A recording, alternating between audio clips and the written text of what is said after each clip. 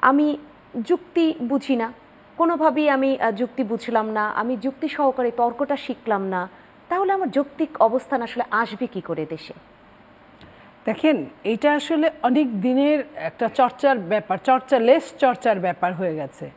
আপনি যুক্তি কি বলে গুণীজনরা, যে তর্ক করো যুক্তির সাথে, যুক্তিকে কিন্তু বাইরে ফেলানো যাবে না। আদালতে যে এই যে ব্যারিস্টাররা, আমরা আদালতে জিতে হারা অনেক সময় আমরা কিন্তু দিনের মতো পরিষ্কার দেখি এই লোকটা দোষী না, কিন্তু উইটনেস তো তা বলে নাই, তার কিচ্ছু করার নাই। তো যুক্তি কিন্তু আদালত মানছে, যুক্তির সঙ্গে আইনটা তুলে ধরা। তো এবং তার যে জলজান্ত, আমি জানতেছি যে এই লোক দোষী না, তারপরেও কিন্তু সে দোষী সাব্যস্ত হচ্ছে। তো এই কথাগুলো যেটা ওই যে এতক্ষণ উনি বললেন যে ছোট বাচ্চাদেরকে বাইরে এটা শিখায় যে তুমি কমপ্লেন করো, কমপ্লেনের সঙ্গে কিন্তু ওকে কিন্তু লেখাপড়া শিখাই দিল, ও বুঝলেও না। কিংবা বাইরে যখন যায় কীভাবে গাড়ি রাস্তা ক্রস করতে হয়, টিচাররা কিন্তু সব লাইন ধরে 3-4 বছরের বাচ্চাদের নিয়ে যায়, কীভাবে হাতে কলমে শেখায় এই জিনিসগুলো। সততাটাও ওইভাবেই, মিথ্যা কথা বলা যাবে না ওইভাবেই। তো এই যে শিখায়, আমাদের তো এই সিস্টেমের মধ্যেই আমরা যাইনি। সো আমাদের বাচ্চারা তো এখন যাদের বয়স, যারা আন্দোলন করছে এখন 25 থেকে 30 বছর বা 20 থেকে 30 বছর বয়স, তারা 20-এর আগে যে শিক্ষাটা, এটাই কিন্তু মেন শিক্ষা ছিল, ওখানে তারা এই ধরনের কোনো শিক্ষার ভেতর দিয়েই তাদের যেতে হয় নাই। তারা একটা পরীক্ষা দিয়েছে অটো পাসের মতো। একটা সময় আপনার এই 15 বছরের মধ্যে কি খাইয়েছে, আপনার টিচারের লেখা যে দেখবে খাতা, ফেল করানো যাবে না কাউকে, নিশ্চয়ই আপনার মনে আছে, কাউকে ফেল করানো যাবে না। কত বড় এটা যদি আপনি মনে করেন যে অ্যাটম বম ফেলে, হিরোশিমা নাগাসাকিও ফেল এই জায়গায়। কারণ তুমি যদি কোনো জাতিকে ধ্বংস করতে চাও তাহলে তার শিক্ষাকে ধ্বংস করো। আজকে শিক্ষা কোথায় নিয়ে দাঁড় করিয়েছে যে কাউকে ফেল করানো যাবে না। এটা কিন্তু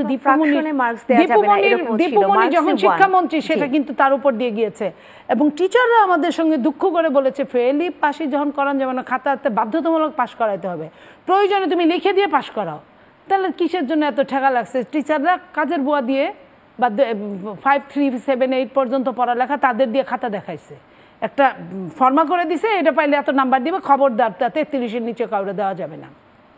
তো সেই ছাত্ররা যখন তাদের এখন ঝুঁকা ঝুঁকা ফল হয়েছে, তারা, আপনি লাগাইছেন তেঁতুল গাছ, আপনি চাইতেছেন আপেল তো হবে না।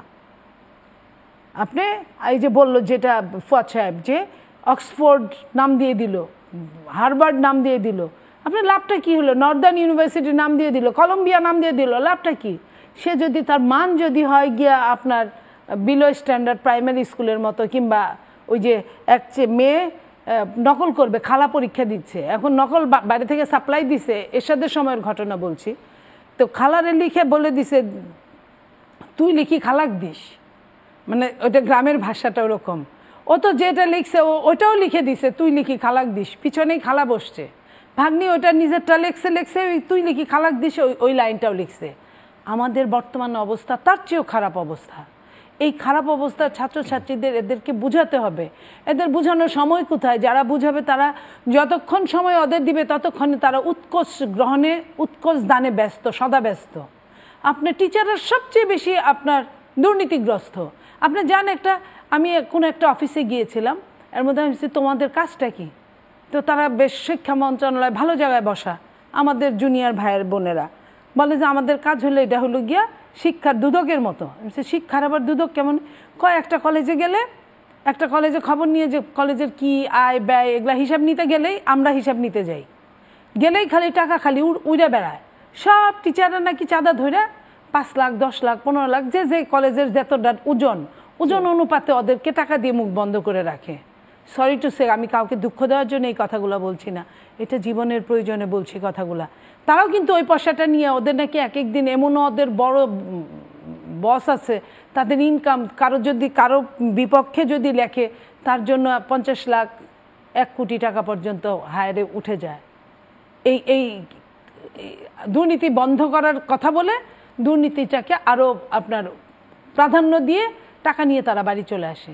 এই যে অবস্থা, তাদের তো সময় নেই তাদের শিক্ষা দেওয়ার জন্য ছাত্রদেরকে। তো ছাত্ররা সেইখানে ওই আমরা যেমন এই লাইনটা শেষ করি, আমরা যেমন পাশ্চাত্যের পিছনে ঘুরি, পাশ্চাত্যের পোশাককে আমরা যতটা আয়ত্ত করেছি, পাশ্চাত্যের ভেতরের যে অংশটা সেটা কিন্তু আয়ত্ত করি নাই। সবাই কিন্তু আমরা কোট টাই পরি, কি ছেলেরা কি মেয়েরা, কিন্তু ওদের ভেতরে যা আছে, ওদের যে শিক্ষাটা আছে ওটা আয়ত্ত করিনি। ঠিক আমাদের ছেলে মেয়েগুলাও তাই। আর বিশেষ করে গার্মেন্টস ফ্যাক্টরির দেশ বাংলাদেশ, রাস্তাঘাটেই কাপড় চোপড় পাওয়া যায়, আমরা পাশ্চাত্যের মতো থাকি, কিন্তু শিক্ষায় আমরা প্রাচ্যের একদম সর্বনিকৃষ্ট, পাশ্চাত্য তো দূরের কথা।